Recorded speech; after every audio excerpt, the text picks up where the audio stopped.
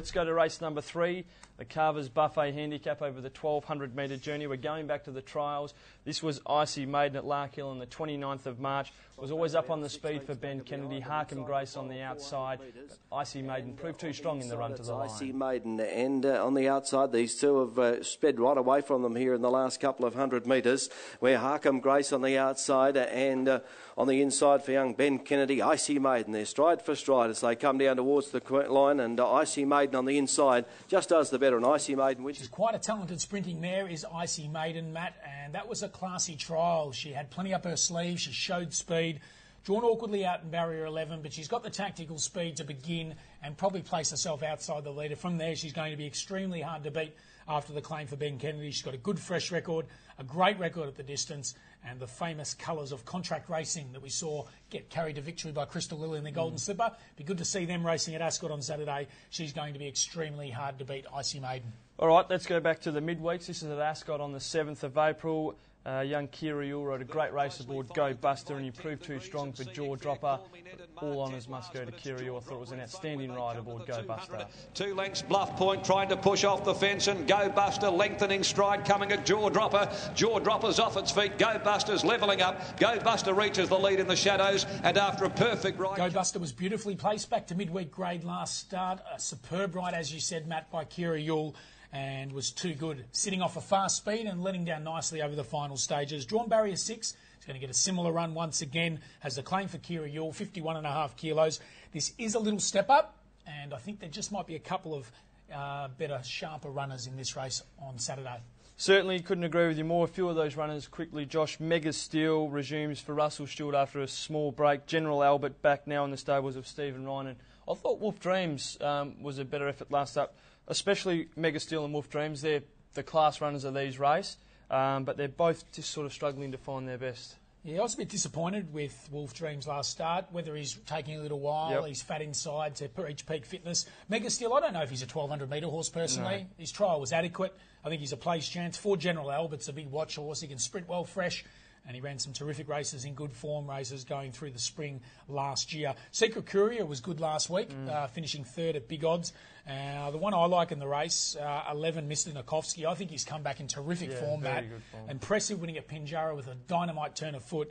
And last start at Ascot, he box-seated behind that good speed set by Word, back to the inside. And I think he was no disgrace in going down only a half length to Word, who's simply flying at the moment. And I thought he fought the race out strongly. Barrier 9, I think he'll be in a nice trailing spot. And I like each way, number 11, Mr. Nikovsky. I think another good chance in the race is 12, Proud Falcon, drawn barrier 1. And fitter for 3 runs back from a spell. I think those two horses down in the weights are going to be really hard to beat. All right, your selection in race number 3. Sticking it with 11, Mr. Nikovsky, on an each-way basis. All right, well, I'm going to go number 9, Polioli. I think his few runs back from a spell have been good, ready to show his best. Will only carry the 52 kilos after the claim for Damien Lane. And for me, race 3, number 9, Polioli on an each-way basis. Found it a very tricky race.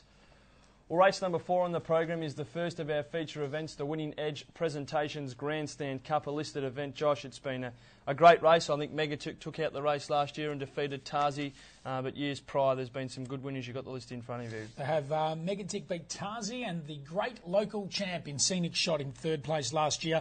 Corporate Bruce won back-to-back Grandstand Cups in 2001 and 2002 as a short price favourite. Favourites have a very good record in the Grandstand Cup, and it really looks on paper at the top of the weights, Tarzi and Megatic, to fight it out once again. Yeah, well, with the early scratching of Colour Correct and number 10 Super Scenic, it takes out a little bit of the class with Colour Correct. I really thought he was well suited in this race, but he's not there, so we'll have to move on. Let's go to the first of our replays. This is Revolution, finishing 2nd in his first run back from a spell in the Miss Andretti Stakes. Was up on the speed, but Escudero was just able to grab him over the final concluding stages. Headed by Revolution and Escudero. Escudero loomed up to Revolution behind them. Shock Value, London can't go on. It's Escudero, Revolution, with Escudero getting his head in front, gaining the upper hand, and Escudero will win it. Escudero home in the Miss Andretti. Gutsy effort there by Revolution, first up from a spell in the listed Miss Andretti Stakes, and that form has been franked with the quinella of Shock Value and Estiarte last Saturday. Revolution, he was asked to sit on the speed. He worked hard throughout,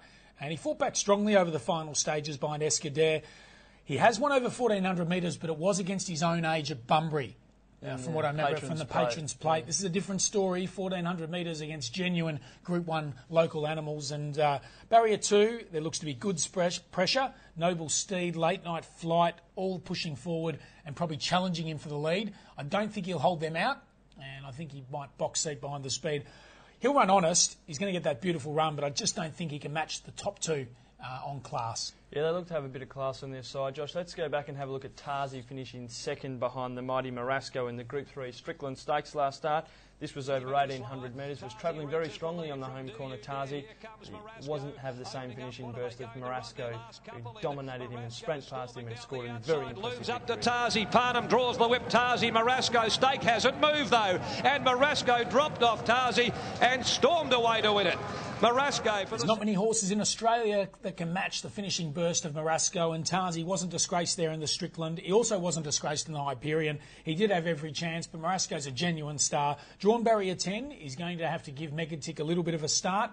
Hopefully that Stephen Parnham will be able to slot in and maybe trail Megatic.